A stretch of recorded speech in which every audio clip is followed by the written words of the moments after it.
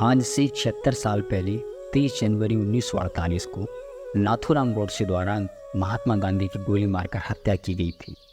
कहा जाता है कि गांधी जी ने कुछ ऐसे डिसीजन लिए थे जो गोडसे को पसंद नहीं आए, जिसके कारण आज इन कुछ युवा गांधी जी को देश विभाजन का प्रमुख कारण मानते।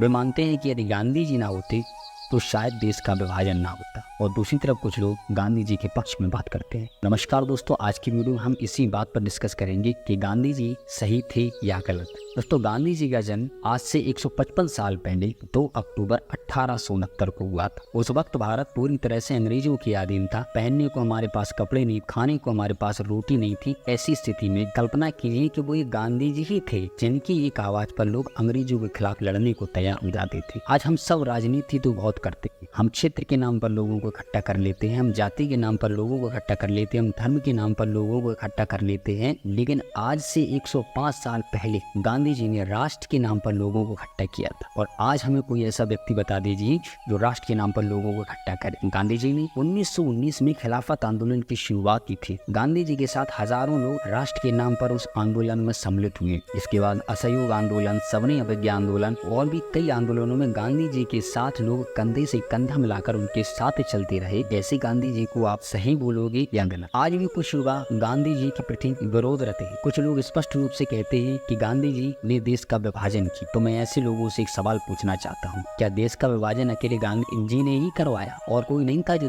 विभाजन के पक्ष में हो? क्या मोहम्मद अली जिन्ना देश का बंटवारा नहीं चाहता था? वो जो मानते हैं कि नाथूराम गोडसे एक हीरो है जिसने गांधी जी की हत्या करके सही किया, तो ऐसे लोगों से मैं बताना चाहता हूँ कि देश के बंटवारे का सबसे बड़ा पक्षधार गोडसे के राजनीतिक गुण थे जो देश का बंटवारा चाहते थे। मोहम्मद अली जिन्ना देश का बंटवारा चाहता था। गांधी जी तो अंतिम समय तक देश बंटवारे के विरोध में थे। और यदि नाथूराम गोडसे इतने ही बड़े क्रांतिकारी थे तो उन्होंने भगत सिंह की तरह किसी अंग्रेज को गोली क्यों नहीं मारी? मोहम्मद अली जिन्ना को गोली क्यों नहीं मारी? सारा मसला ही खत्म हो जाता। लेकिन एक 78 साल के वृद्ध व्यक्ति की हिंसक तरीके से हत्या की जाती है, जो व्यक्ति जीवन भर अहिंसा की बात करता रहा। ऐसे व्यक्ति की हत्या करने वालों को लोग हीरो मानते हैं। ये सही है या गलत? आप ही हमें इसका जवाब दें। गांधी जी उस दौर में बैरिस्टर थे। वे चाहते तो विदेश में ही सेटल हो जाते, किसी अंग्रेज के यहाँ नौकरी करते, वो जीवन भर चैन से जीते। क्या जरूरत थी उन्हें भारत में आके ये सब कुछ करने की? जब उन्हें दक्षिण अफ्रीका में उनके साथ दुर्व्यवहार हुआ, उन्हें ट्रेन से नीचे अंदर फेंक दिया गया, तो उस वक्त इस बात का महात्मा गांधी जी को एहसास हुआ कि मैं एक बैरिस्टर हूँ, ये अंग्रेज मेरे साथ ऐसा बर्ताव कर सकते हैं, तो ये अंग्रेज हमारे देश के लोगों के साथ किस तरह का बर्ताव करते हैं। बस यही बात बापू के दिल में लग गई। उन्होंने प्रण किया कि जिस तरह से अंग्रेजों ने मुझे ट्रेन से बाहर फेंका है, उसी तरह से मैं उन्हें अपने देश से बाहर निकाल के फेंक दूंगा। और इसी प्रतिज्ञा के साथ उन्होंने आजादी की लड़ाई लड़ी, अंग्रेजों को भारत छोड़ने पर विवश कर दिया। ऐसे गांधी जी को हम सही कहें या गलत? गांधी जी ने कभी नहीं कहा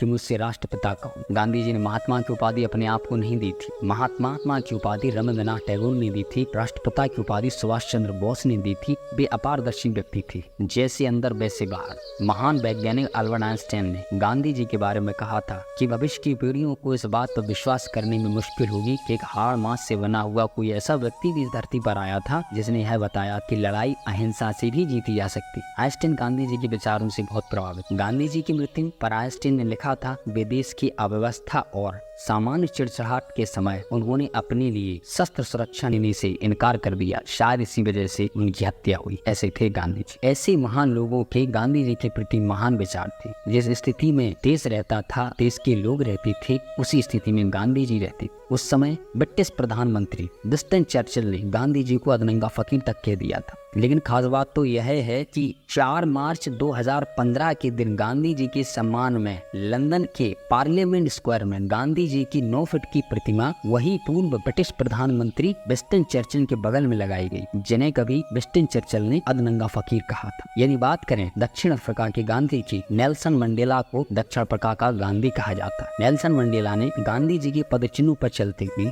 दक्षिण अफ्रीका में रंग भेद और नस्ल भेद से आजादी दिलाई थी। भारत में तैनात अफ्रीकी राजदूत हैरिस मजाके ने कहा था कि दक्षिण अफ्रीका के पिता नेल्सन मंडेला हैं, तो महात्मा गांधी जी दक्षिण अफ्रीका के दादा हैं। स्टीव जॉब एप्पल एप्पल के फाउंडर जो गांधी के सम्मान में गोल चश्मा पहनते। 80 के दशक में जब स्टीव जॉब ने कंप्यूटर बेचना शुरू किया था तो उनके विज्ञापनों में चरखे के साथ गांधी जी की तस्वीर लगाई जाती थी। दलाई लामा तिब्बत में चीन के दमन के बाद वे भारत आ गए। 20 साल की उम्र में दलाई लामा राजघाट पहुंचकर बापू की समाधि पर गए। गांधी की समाधि को छूते हुए उन्हें जीवन में कभी भी हिंसा का रास्ता न अपनाने का संकल्प लिया। 1989 में दलाई लामा ने अपना शांति पुरस्कार भी गांधी जी को समर्पित कर दिया। ऐसे कई महान पुरुषों की गांधी जी के प्रति महान विचार। उन्हें ऐसे ही अहिंसा का पुजारी नहीं कहा जाता। उनके विचारों से इतिहास से लेकर आज तक लोग प्रभावित हैं। गांधी जी एक व्यक्ति नहीं, गांधी जी एक विचार थे। वे अहिंसा के समर्थक थे। शायद इसी वजह से उन्होंने कुछ ऐसे डिसीजन लिए जो लोगों को पसंद नहीं आए। वे सभी धर्मों को साथ लेकर चलना चाहते थे,